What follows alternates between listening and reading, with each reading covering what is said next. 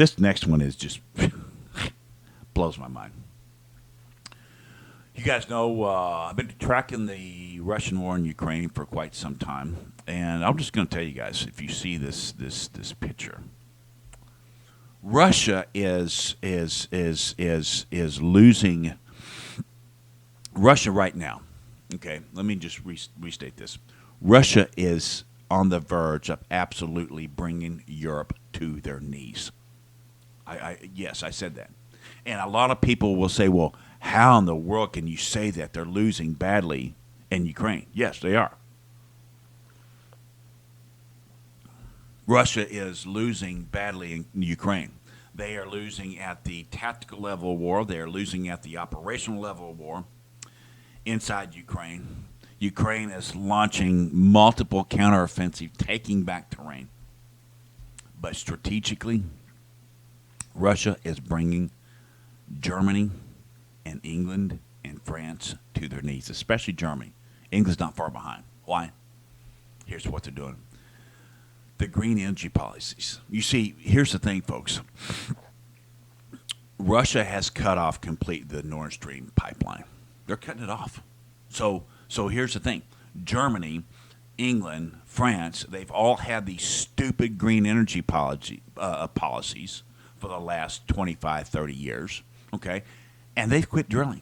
They have no capacity to drill for gas or oil. And guess what? It's fixing to be winter. And gas prices, energy prices, electric prices. They don't have any nuclear plants either. And what's happened? In England and in Germany, electric prices and fuel prices are quadrupling, but especially electricity, and especially how you're going to heat these homes in a brutal winter. And let's just pray for those people in Europe that they don't have a really, really brutal winter, because if they do, guys, it's going to be catastrophic for Europe. Yeah, Putin is losing bad in Ukraine at the tactical operational level, but he's strangling Europe. He is winning at the strategic level. In fact, he's going to bring Europe this winter to their knees. According to the New York Post, I'm just going to quote this here. The Russian energy giant Gazprom scrapped its Saturday deadline to indefinitely extend the gas cuts to Europe. The state-owned energy company cited urgent maintenance. Oh, maintenance is behind the reasoning.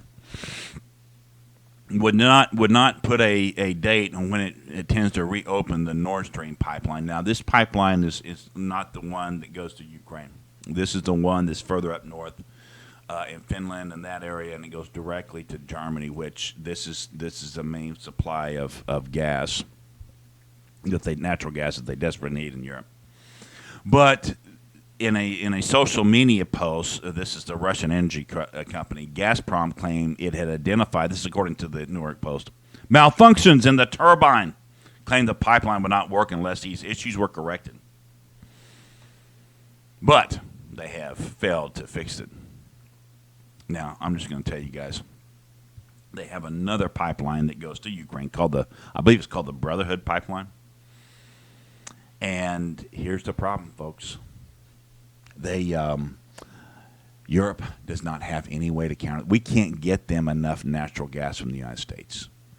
Now, I know that President Trump tried to, and President Trump actually warned Europe 3 years ago this is going to happen.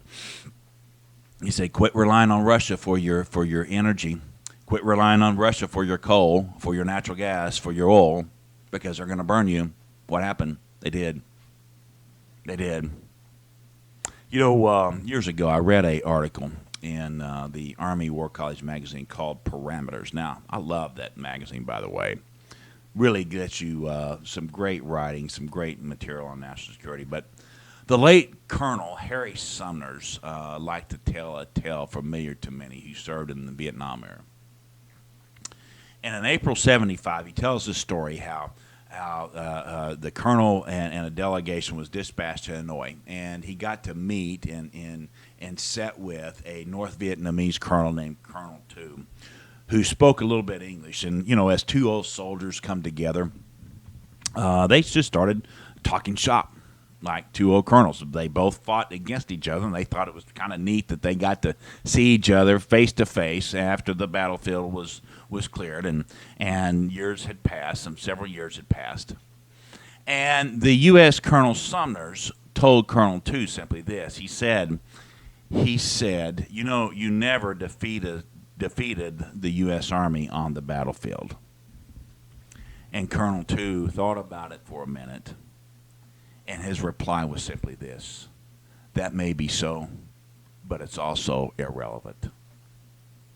Guys, this is exactly what has happened in Ukraine. Yes, Russia's losing badly at the tactical and the operational level of war.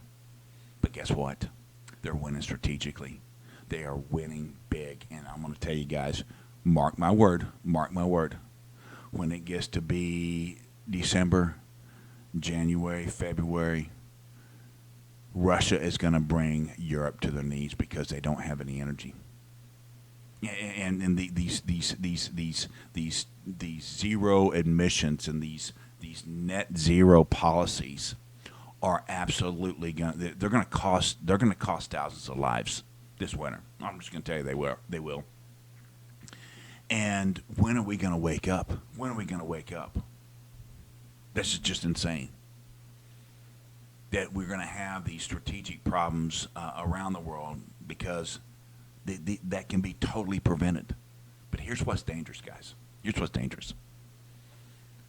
We're not too far away in the United States from what the Biden administration has done. They have.